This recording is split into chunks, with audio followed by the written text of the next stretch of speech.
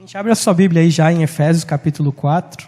Isso, portanto, digo, e no Senhor testifico, que não mais andeis, como também andam os gentios, na vaidade dos seus próprios pensamentos, obscurecidos de entendimento, alheios à vida de Deus por causa da ignorância em que vivem, pela dureza do seu coração, os quais, tendo se tornado insensíveis, se entregaram à dissolução, para com avidez cometerem toda sorte de impureza.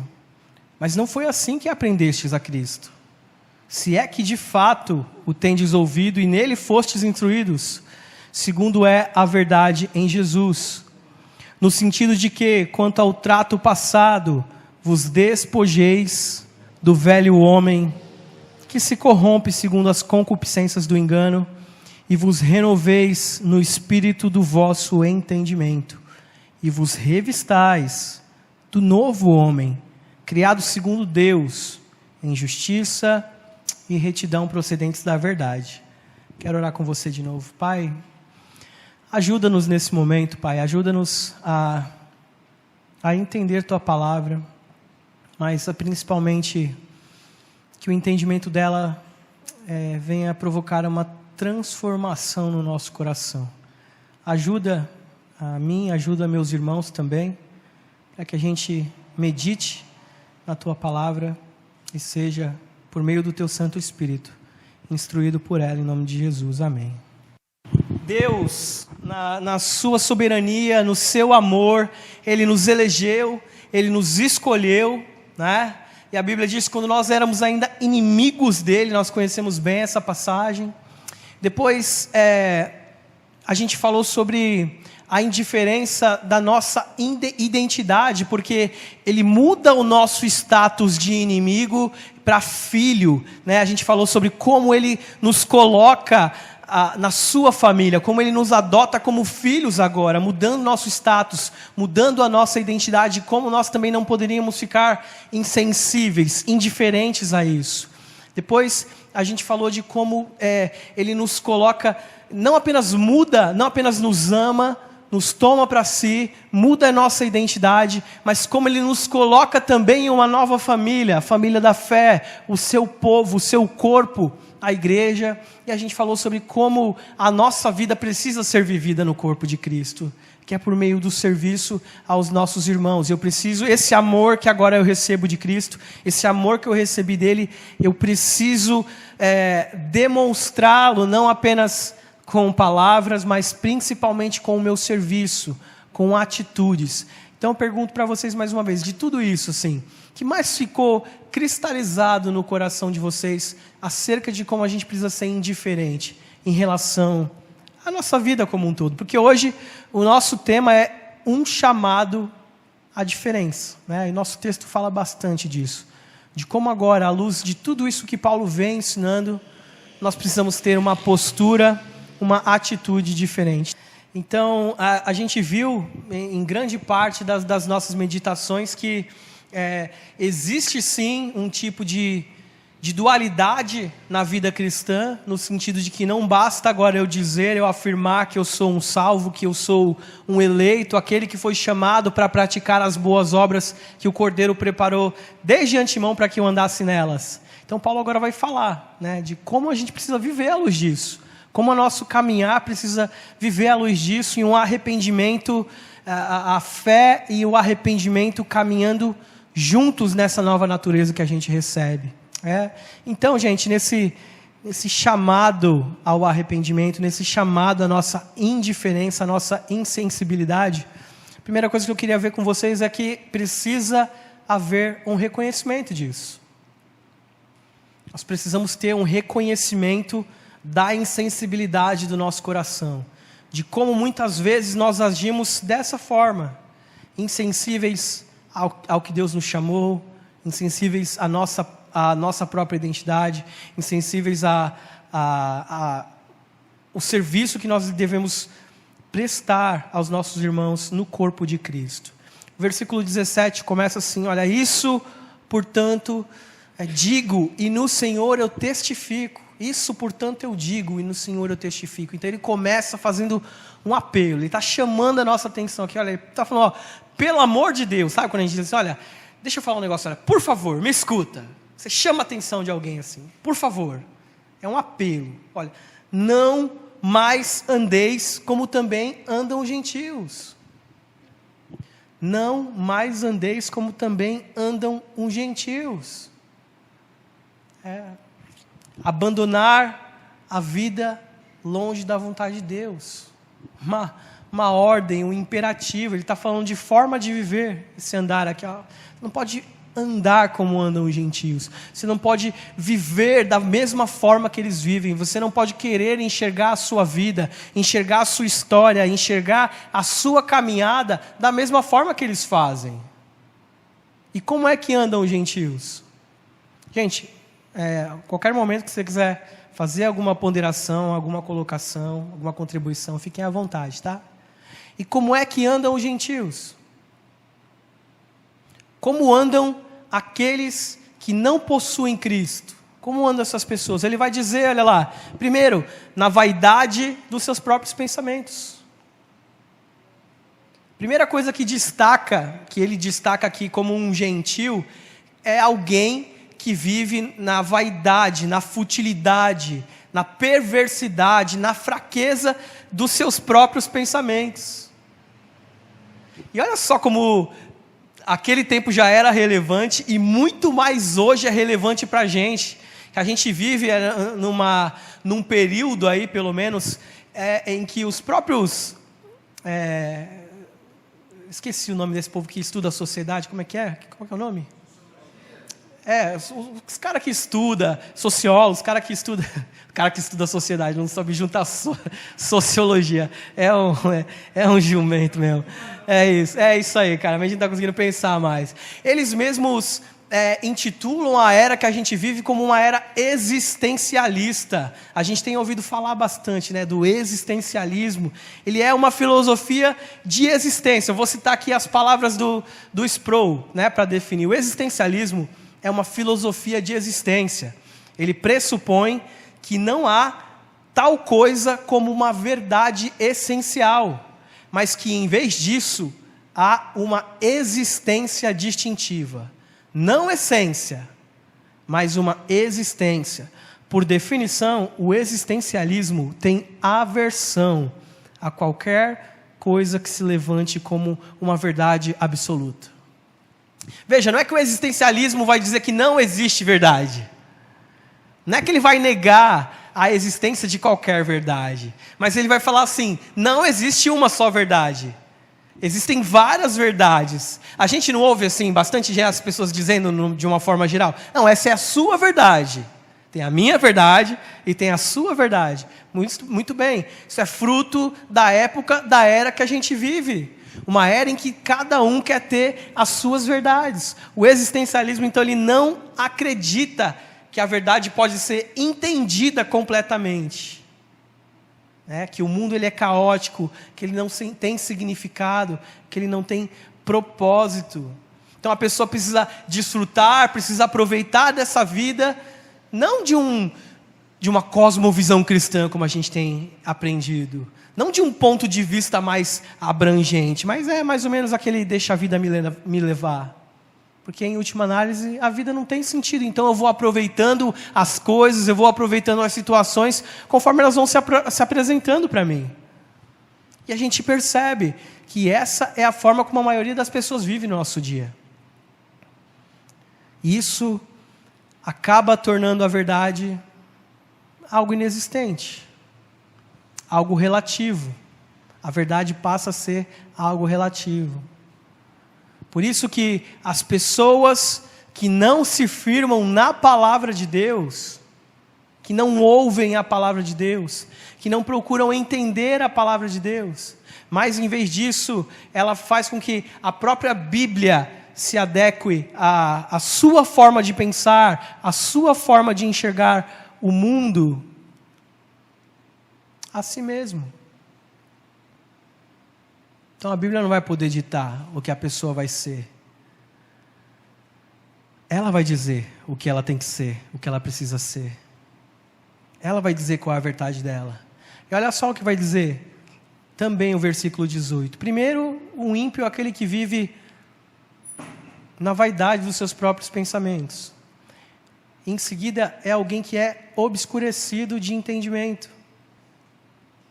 Ele está falando que o ímpio é alguém que é obscurecido de entendimento. Ele está usando aqui uma figura de linguagem para mostrar que, assim como a gente não consegue enxergar no escuro, assim como a gente não consegue ter uma visão clara quando a gente está no escuro, a gente também é incapaz de entender, de compreender as verdades de Deus. Quando o nosso pensamento, quando o nosso entendimento ele é levado pela vaidade dos nossos pensamentos. Eu me torno uma pessoa embotada, escurecida nos meus sentidos, escurecida no meu entendimento. Em outras palavras, nós somos incapazes de conhecer a Deus se nós caminharmos baseados nos nossos pensamentos. É a Bíblia falando assim, olha, é impossível você ter um entendimento completo de Deus a partir de você mesmo. A partir do que você pensa, a partir do que você acha. É impossível. Ele está dizendo isso aqui, a verdade nua e crua. E é importante a gente dizer isso porque, às vezes, quando nós chegamos diante de alguma pessoa, tentamos conversar com elas, dizer que isso está errado, que não é assim e que precisa mudar, talvez a gente ganhe inimigos hoje. As pessoas simplesmente não aceitam mais. Se você confronta alguém, mesmo que seja na palavra, mesmo que seja com toda a base bíblica, você encontra dificuldades, porque existem pessoas que vão preferir ser guiadas pela sua mente, pelo seu coração, pela sua arrogância, do que pela palavra. E a gente encontra isso aí fora, a gente encontra na igreja também. Gente que é levada apenas pelo seu próprio coração, e ele se torna uma pessoa com o entendimento obscurecido, incapaz de ver ou de enxergar, de conhecer a verdade, como a gente tateando em um quarto todo escuro. E ele vai dizer também, alheios à vida de Deus, por causa da ignorância que vivem, por causa da dureza do seu coração. Olha só, isso torna as pessoas alheias à vida de Deus, por causa da ignorância que vivem e pela dureza dos seus corações. Isso afasta as pessoas de Deus. Isso leva as pessoas para longe de Deus, porque elas preferem viver na sua ignorância, preferem viver na dureza do seu coração. E com certeza a gente conhece gente assim, que a gente chama o famoso cabeça dura. Como é difícil, gente, lidar com gente ignorante.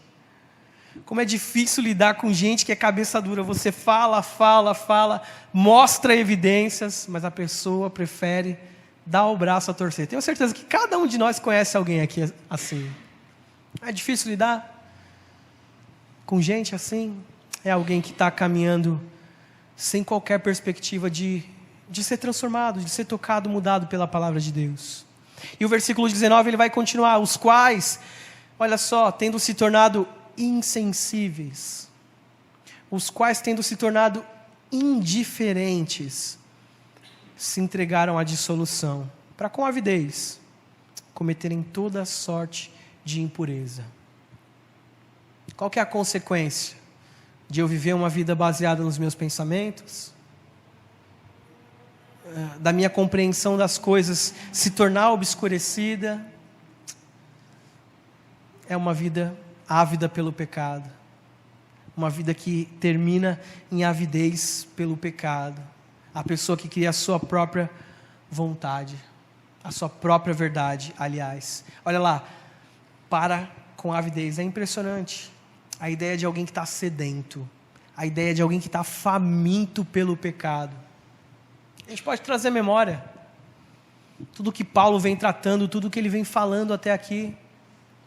Porque se a gente leva em conta o amor de Deus, porque se a gente leva em conta a nova vida que Ele nos deu, as boas obras que Ele preparou, a família em que Ele nos inseriu, só mesmo se nós permanecêssemos dessa forma, insensível para não perceber. É só quem está alheio a Deus. É só quem está insensível à palavra de Deus, à verdade de Deus, para não entender a grandeza e a beleza disso. Então, às vezes a gente questiona, às vezes a gente olha e tenta buscar situações, mas a palavra está sendo clara. Por que que a gente encontra indiferença? Por que que a gente encontra indiferença para com Deus? Por que que a gente encontra indiferença com o próximo, com a própria identidade, com a igreja, com o serviço? Por quê? Ele está dando a resposta. São pessoas que pararam de olhar para o alto e estão olhando para dentro do seu próprio coração.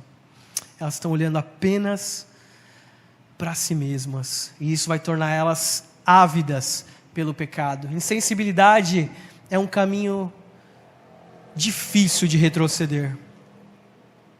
Difícil de retroceder. Eu estava lendo um livro recentemente chamado A Dádiva da Dor. Ele falava um pouco sobre isso. Ele falava sobre como sentir é importante. E sobre como sentir dor até é importante. Porque a dor, ela vai, de alguma forma, ser didática para a gente. Mas ele traz uma outra ilustração, talvez eu conte em outro momento, de como as pessoas que não sentem, né? Tem pessoas que às vezes nascem com algum tipo de doença ou desenvolvem algum tipo de doença, que elas ficam insensíveis à dor. E elas se tornam pessoas autodestrutivas, porque, sei lá, ela cai, se quebra inteira, e ela não sente dor. Mas ela está com ferimento.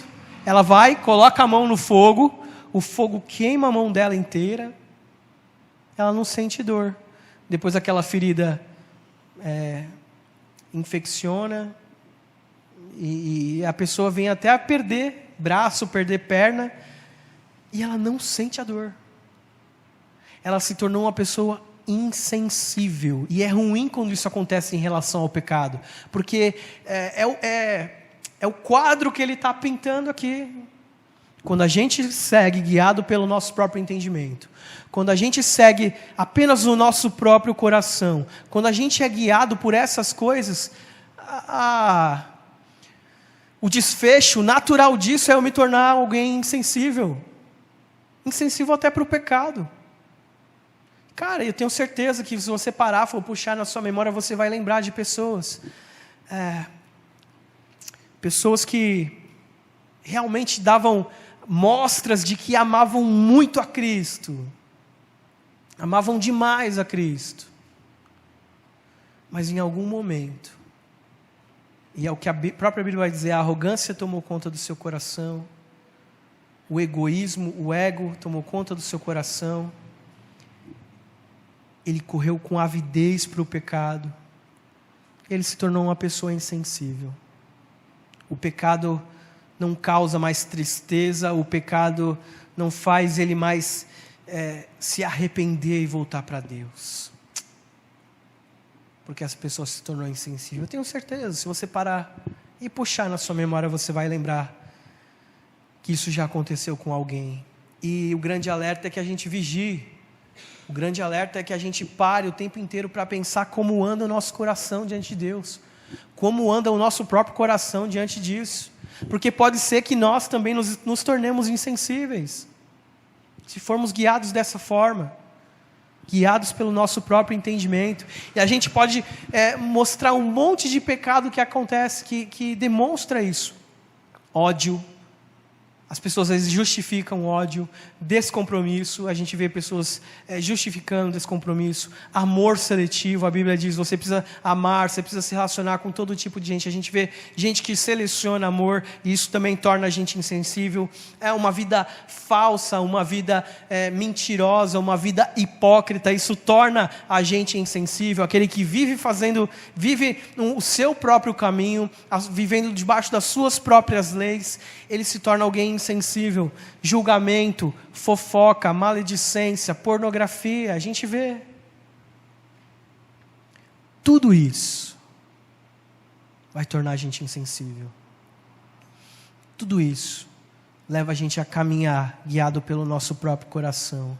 E é necessário um profundo reconhecimento nosso da nossa própria insensibilidade. dos caminhos em que nós temos caminhado segundo o nosso próprio coração e não segundo a palavra. É necessário essa autoanálise, é necessário uma reflexão, e é necessário mudança, é necessário transformação. O Espírito Santo capacita a gente para a mudança. Um ímpio, você não pode requerer isso de um ímpio, de um incrédulo, porque ele não foi resgatado, ele não foi tocado pelo Espírito Santo. Mas depois que a gente recebe o Espírito, a gente é habilitado para obedecer, para viver uma vida santa, mesmo com alguns deslizes, com algum pecado, mas a gente é habilitado. Então, a gente precisa reconhecer, todas as vezes que a gente para de se importar com Deus, que a gente se torna insensível para Deus, de que a gente não se importa com quem nós somos diante de Deus, com a igreja de Cristo, no serviço aos nossos irmãos, de como a igreja, às vezes de uma forma geral, tem seguido cegamente a sua própria vaidade, os seus próprios pensamentos, de como não tem conseguido compreender as verdades de Cristo por causa da dureza do coração, por causa da arrogância, por causa do egoísmo e por causa da impiedade. Paulo está falando, a igreja não pode viver assim.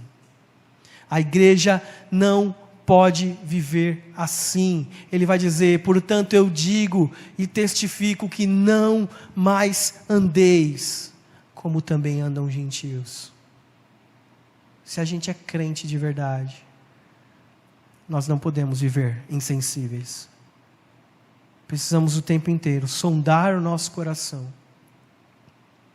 entender nosso papel e entender nosso lugar,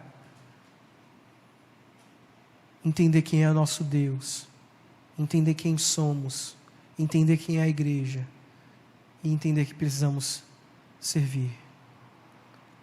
Essa foi a primeira coisa que a gente meditou nessa noite. Alguém queria falar alguma coisa a respeito disso? Fazer alguma colocação? Alguma aplicação que lembrou aí? Não? Tá bom, vamos seguir aqui então.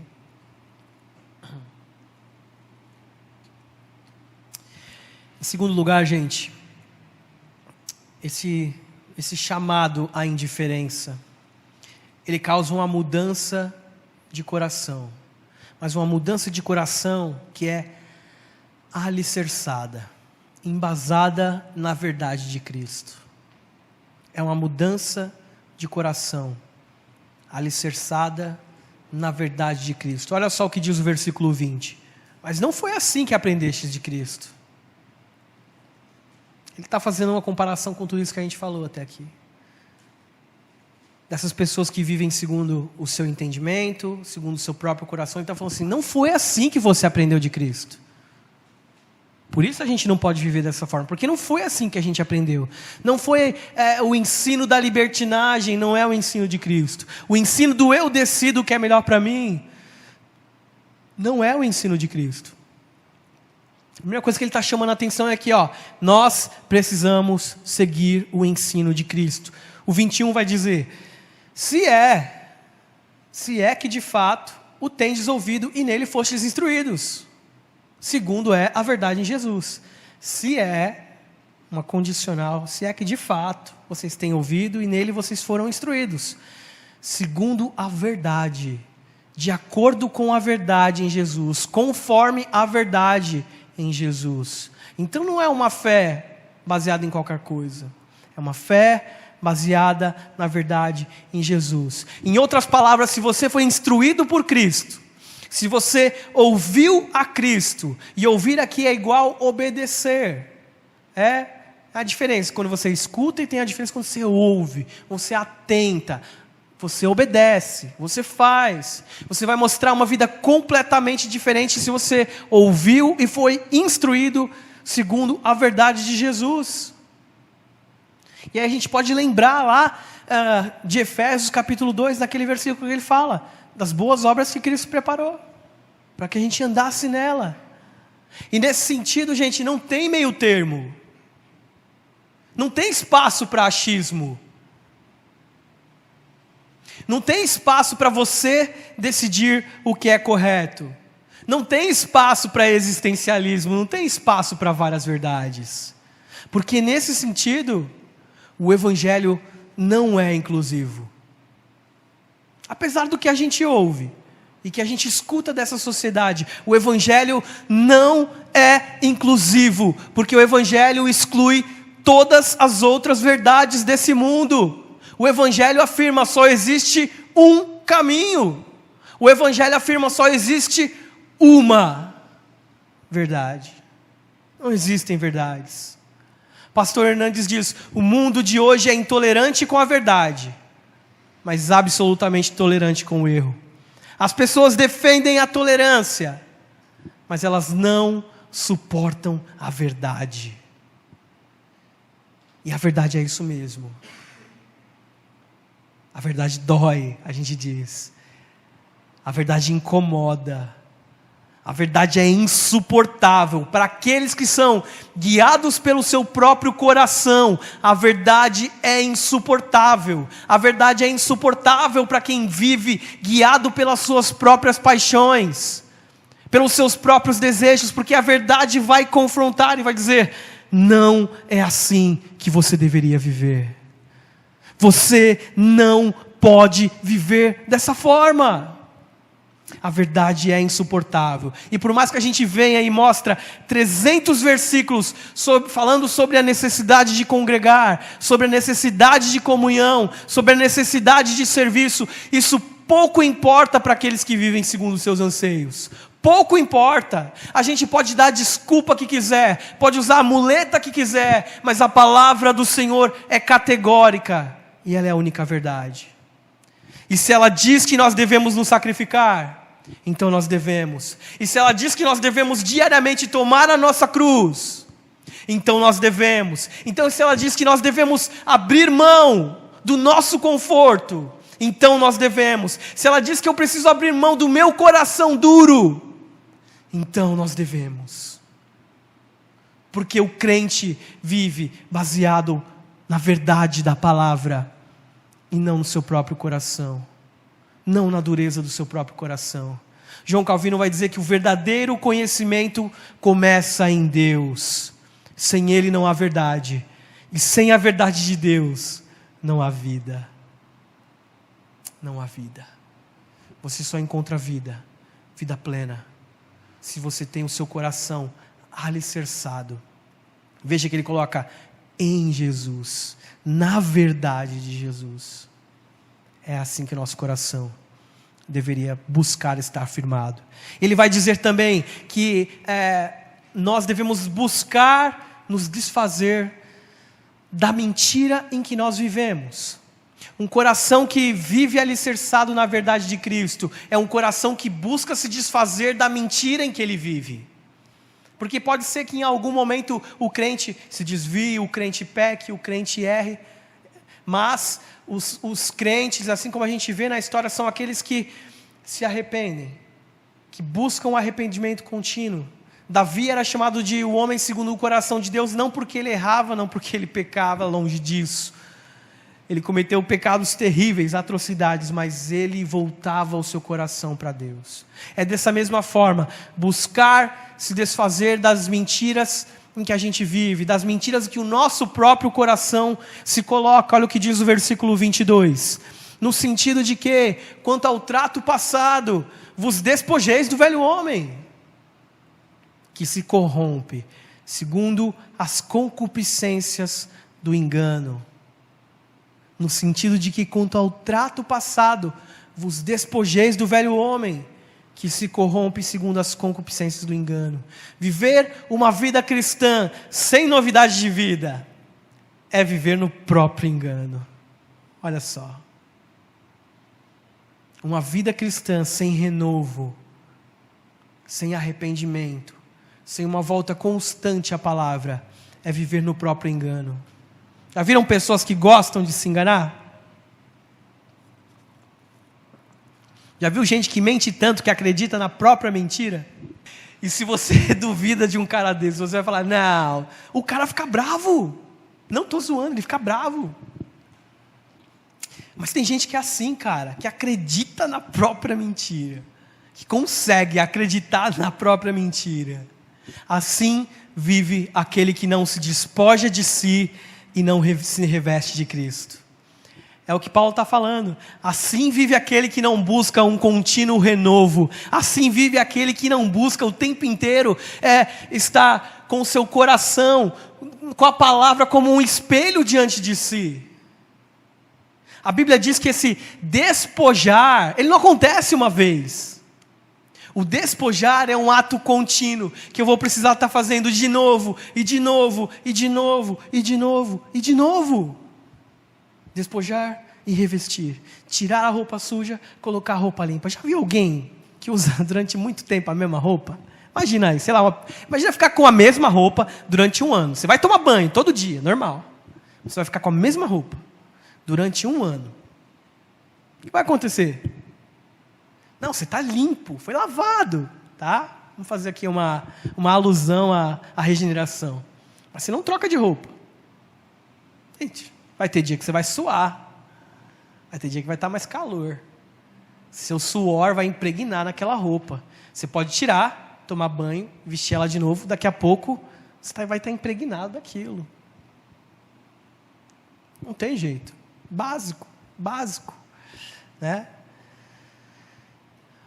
Essa é para a gente ter uma ideia. Essa é a ilustração da necessidade de despojar continuamente, para que esse cheiro ruim, essa sujeira não acabe contaminando a gente. Tá bom, mas o que a gente faz? O que a gente precisa fazer então para resolver essa situação? Para mudar essa situação? Ele vai dizer, a gente deve buscar uma renovação do nosso entendimento por meio da verdade. Se por um lado eu andar segundo os meus desejos, torna o meu entendimento obscurecido, o que vai fazer com que eu tenha uma renovação no meu entendimento, é eu caminhar de acordo com a verdade.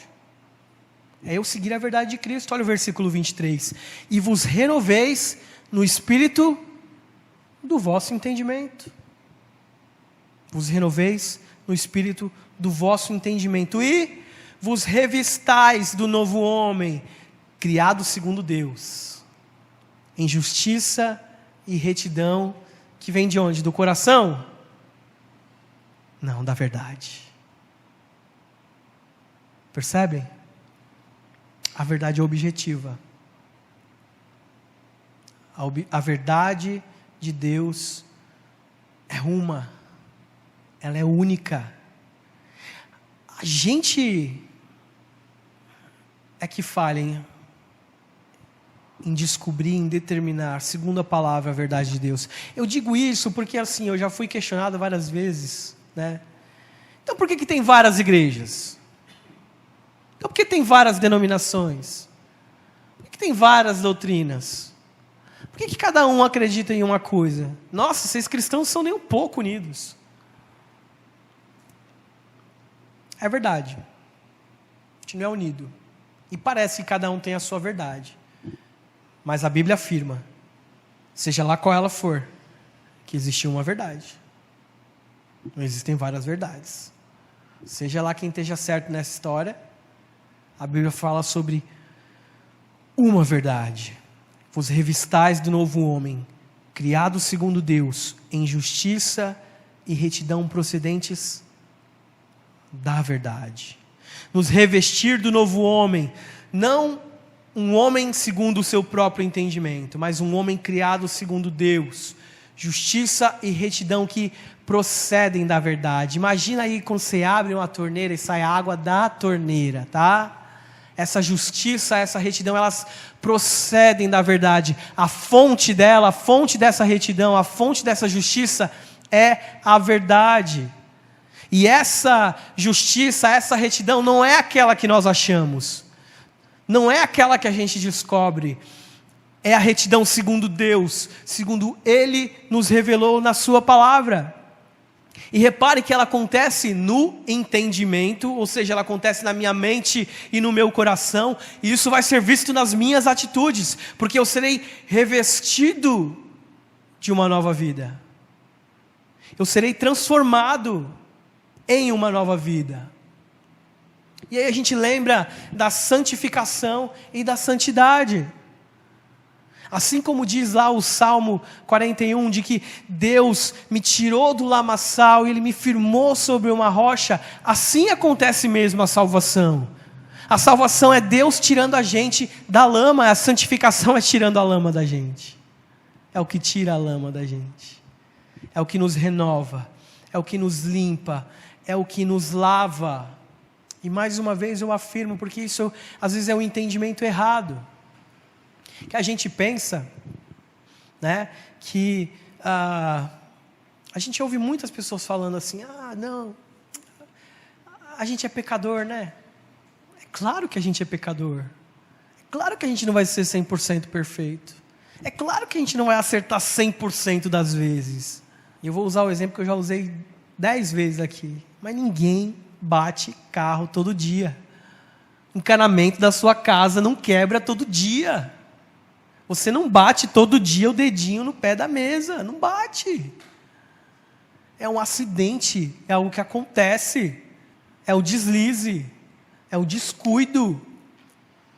É diferente do que Paulo fala no início do versículo 17, de pessoas que buscam viver dessa forma. A forma de vida dessas pessoas é uma forma errada. A forma de vida, a pessoa não consegue se livrar disso, torna aquele pecado um pecado de estimação dela, ela não consegue se livrar. Não é disso que a palavra está falando.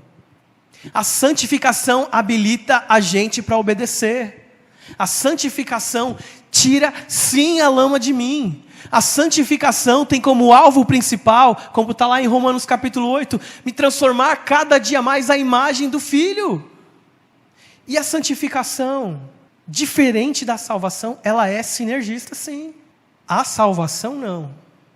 É um ato exclusivo de Deus, da graça de Deus, abrindo os meus e os seus olhos quando nós éramos ainda filhos da ira, inimigos de Deus. Mas uma vez que eu sou regenerado, transformado, que meus olhos são abertos, eu sou habilitado, e eu sou capacitado, inclusive com dons, como a gente viu, para toda boa obra, habilitados para viver as boas obras que Cristo preparou antes da fundação do mundo para que nós andássemos nela. Como Pedro diz na sua carta, na sua segunda carta, nós já recebemos tudo aquilo que precisamos para viver a nossa vida em piedade, em santidade. Não é que a gente não vai pecar, mas a gente peca menos. Não é que a gente vai ficar 100% limpo, mas a gente vai limpar bastante. Até que um dia Cristo nos livre completamente do pecado. Mas é possível, porque Ele nos habilita e Ele nos capacita para a obediência. Creia nisso. Viva isso. Busque isso. O grande problema que eu vejo em pessoas conseguirem crescer em santidade é porque elas têm uma espiritualidade rasa. Porque elas reduziram a sua espiritualidade a vir em um culto de domingo. Elas não abrem a Bíblia, elas não oram, têm uma vida fraca de oração, elas não têm vida de conhecimento, de busca de Deus. Aquela coisa da gente ser testemunha viva de Cristo, quase que completamente da vida de alguns. Quando a gente experimenta a santidade, quando a gente experimenta a vida plena com Cristo, a gente vive tendo testemunho para contar. Porque em todo momento a gente vê Deus. Em todo momento a gente enxerga Deus agindo por meio da nossa vida. Nas pequenas coisas, nas menores coisas, nos fracassos, nas vitórias, nas derrotas, nas tristezas, nas alegrias ou nas desilusões. A gente tem coisa boa para contar. Porque eu passo a ver Deus em tudo e através de tudo. Para fechar, gente, eu enxergo aqui Paulo fazendo, para a gente fechar a série também, né? Enxergo aqui Paulo fazendo uma divisão e uma distinção muito clara que a gente pode encontrar em toda a história bíblica, em toda a história da redenção, que só existem dois tipos de pessoas: aqueles que vão buscar diariamente se livrar de si mesmos, se despojar de si mesmos e se revestir de Cristo, ou aqueles que vão continuar vivendo segundo o seu próprio coração, segundo o seu próprio entendimento, segundo suas próprias paixões, segundo a sua própria vontade. Na história da redenção foi assim. Sempre houve dois tipos de pessoas só: aqueles que eram povo e aqueles que eram rebeldes, aqueles que foram chamados e aqueles que se voltavam contra os chamados. No final das contas é isso: ou a gente vive em obediência, ou a gente vive em rebeldia. Ou a gente vive uma vida nova, uma vida pulsante, plena, ou a gente permanece morto e indiferente a Deus e ao nosso chamado. A grande pergunta que fica ao final de tudo isso é: quem é você nessa história? Como você está hoje nessa história? Porque hoje Cristo chama a todos nós à diferença. Hoje, por meio da sua palavra, nós não temos opção: ou saímos daqui buscando nos revestir de Cristo, ou saímos daqui sendo guiados novamente pela dureza do nosso coração. A pergunta que você leva aí com você é: como está o seu coração hoje? E quem tem guiado o seu coração hoje? Não permaneça indiferente. Cristo te chama a diferença em nome de Jesus. Amém.